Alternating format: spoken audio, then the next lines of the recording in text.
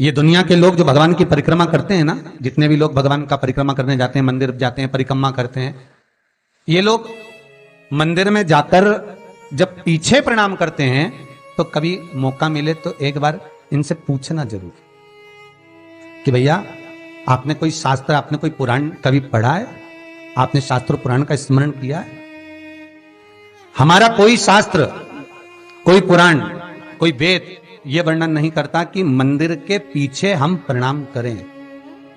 हम मंदिर के पीछे नमन करें, हमारा शास्त्र वेद वर्णन नहीं करता। और देखे तो लक्ष्मी ने कहा, प्रभु जब गणेश जी के सम्मुख में रिद्धि सिद्धि, श्री, तुष्टि, पुष्टि, शुभ लाभ, सारे धन देने वाले, संपदा देने वाले जब गणेश जी के अग्रणी रहेंगे तो पीछे बिठाने में क्या दिक्कत है?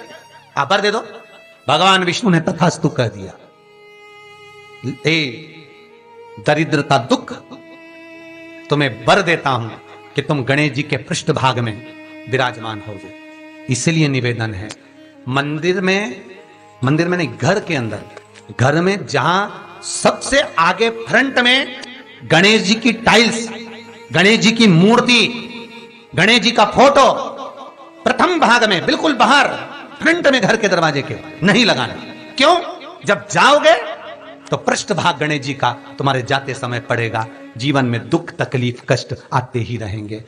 जीवन में कभी भी आप करोगे बहुत कुछ, फैक्ट्रियां भी खोल सकते हो, दुकान भी खोल सकते हो, कार्य भी बड़ा कर सकते हो, पर सफलता नहीं मिल सकती, सफलता नहीं। और यदि आपके घर में पहले से टाइल्स लगी है, मूर्ति लगी है गणेश जी की, हटा नहीं सकते, तो निवेदन है, एक फोटो गणेश जी का जब बाहर निकलो तो अपने, जब उधर फोटो लगाए तो एक फोटो बाहर जाते समय अंदर की ओर मुख करके लगा दीजिए। उससे वो दोष समाप्त हो जाता है महाराज, वो दोष समाप्त। गणेश जी अगर लेकर आ रहे हैं तो बैठी हुई मूर्ति लेकर आए, और गणेश जी लाए मना नहीं है। गणेश जी जब लेकर आए तो घर में बिठाने के लिए ला रहे हैं तो राइट सूंड का गणेश लेकर आए, सीधी हाथ का।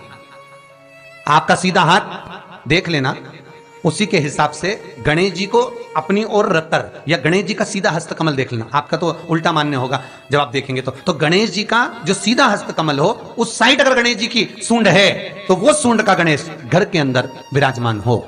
उल्टी सूंड का गणेश, लेफ्ट सूंड का गणेश, ये गणेश व्यापार, व्यवसाय, फैक्ट्री, दुकान, बिजनेस, ऑफिस जगह पर विराजमान हो। बहुत ध्यान देना, उल्टी सूंड के गणेश बहुत कम बनते हैं। क्यों कम बनते हैं? इसका शास्त्रीय प्रमाण है। कभी किसी मूर्तिकार के पास जाना और मूर्तिकार के पास जाकर पूछना, भैया तुम उल्टी सूंड का गणेश क्यों नहीं बनाते? जितने भी बनते सीधी सूंड के बनते।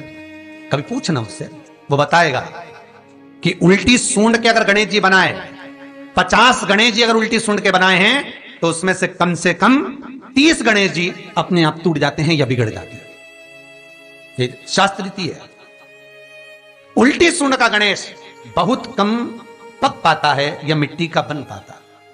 और यदि आपने अपने हाथों से भी उल्टी सूंड का गणेश मिट्टी का बनाया तो 10 दिन पूजन करोगे, 10 दिन के अंदर वो मूर्ति, वो सूंड, वो गणेश जी चटक जाएगा। उल्टी सूंड का गणेश टिकता ही नहीं है, वो बीच में से खंडित हो ही जाएगा।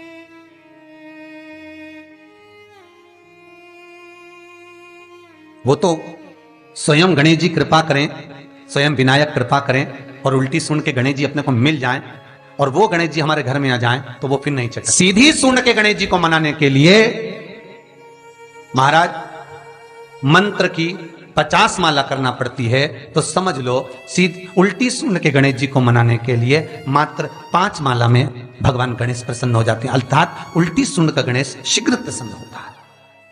महाराज ब्रजमंडल में जब कभी जाओ, मथुरा के पास में वृंदावन से आगे लोहवन पड़ता है। कौन सा वन है? लोहवन। वृंदावन से कुछ थोड़ी दूरी पर लोहवन है। उस लोहवन में जाना, जैसे निकुंज वन में गए, भांडेर वन में गए, आप लोग कई बार दर्शन करने गए होंगे, तो लोहवन में जाना और लोहवन में जाकर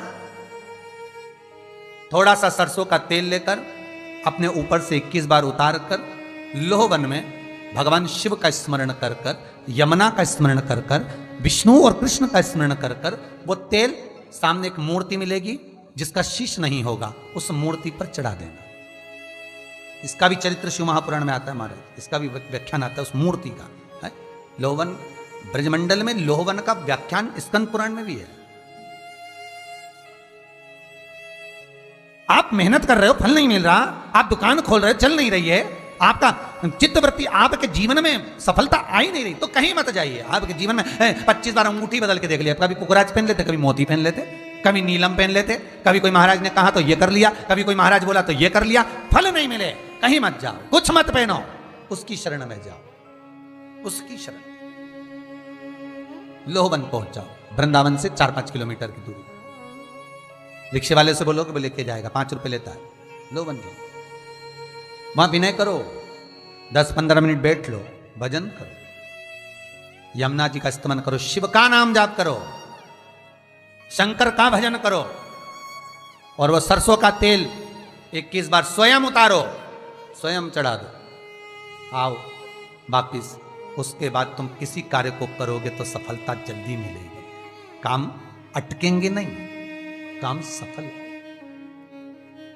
यमुना के घाट पर शिव आराधना का फल भी 1000 लाखों गुना है, लाखों। बहुत ध्यान देना, स्वप्न 2 तरह का होता है। एक स्वप्न में अगर आप बहुत खिलखिलाकर हंस रहे हो तो समझ लेना दूसरे दिन तुम्हें कुछ ना कुछ ऐसी खबर मिलेगी कि आंख में आंसू आएंगे। स्वप्न में आप अपने आप को अगर हंसता हुआ देख रहे हो, किसी को खिलखिलाता हंसता हुआ देख रहे हो, तो दूसरे दिन कुछ रोने की खबर मिलेगी, कुछ दुख होगा, कष्ट होगा, तकलीफ होगा।